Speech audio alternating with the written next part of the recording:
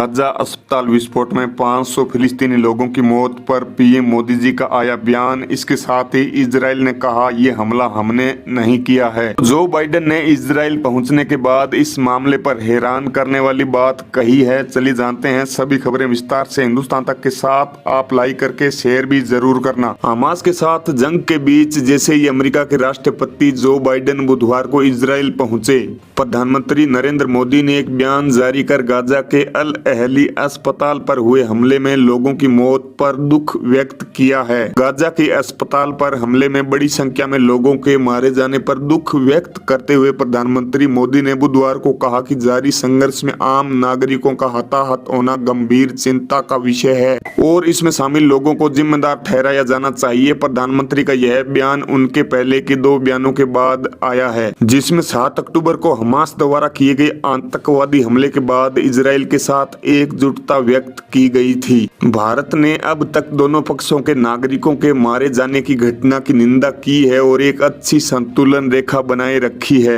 प्रधानमंत्री मोदी ने social media मंच एक्स ट्विटर पर एक पोस्ट में कहा, गाजा के अल अहली अस्पताल में लोगों की दुखद मौत से गहरा सदमा लगा है। पीड़ित परिवारों के प्रति हमारी हार्दिक संवेदनाएं और घायलों के शीघ्र स्वस्थ होने की कामना है। जारी संघर्ष में आम नागरिकों का हताहत होना गंभीर और निरंतर चिंता का विषय है। इसमें शामिल लोगों को जिम्मेदार ठहराया जाना चाहिए। पीएम मोदी ने ठीक उसी वक्त यह पोस्ट किया जब जो बाइडेन इजराइल पहुंचे थे। इजराइल पहुंचने के बाद जो बाइडेन ने इजराइल के प्रधानमंत्री बेंजामिन नेतन्याहू की उपस्थिति में कहा, मैंने जो देखा है उसके आधार पर ऐसा प्रतीत होता है जैसे यह गाजा अस्पताल पर हमला आपने नहीं किया है बल्कि दूसरी टीम ने किया होगा। इससे पहले आज जो बाइडेन ने कहा कि वह गाजा के अल अहली अरब अस्पताल में विस्फोट और उसके परिणाम स्वरूप जीवन की भयानक क्षति से गहरे दुखी है। बाइडेन ने कहा कि अमेरिका संघर्ष के दौरान नागरिक जीवन की सुरक्षा के लिए स्पष्ट रूप से खड़ा है।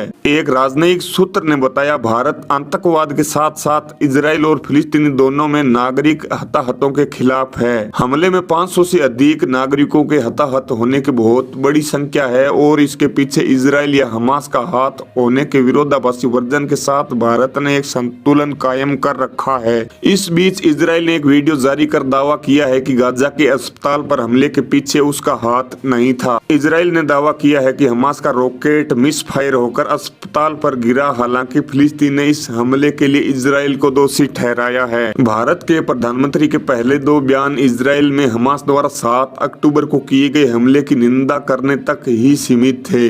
पिछले हफ्ते एक संवाददाता सम्मेलन में भारतीय विदेश मंत्रालय के प्रवक्ता ने भी यही बात दोहराई और कहा कि भारत हमास के कृत्य को एक आतंकवादी हमले के रूप में देखता है। साथ ही भारत की लंबे समय से चली आ रही स्थिति को दोहराते हुए विदेश मंत्रालय ने कहा था कि इजराइल और फिलिस्तीन को शांति से सह-अस्तित्व में रहना चाहिए।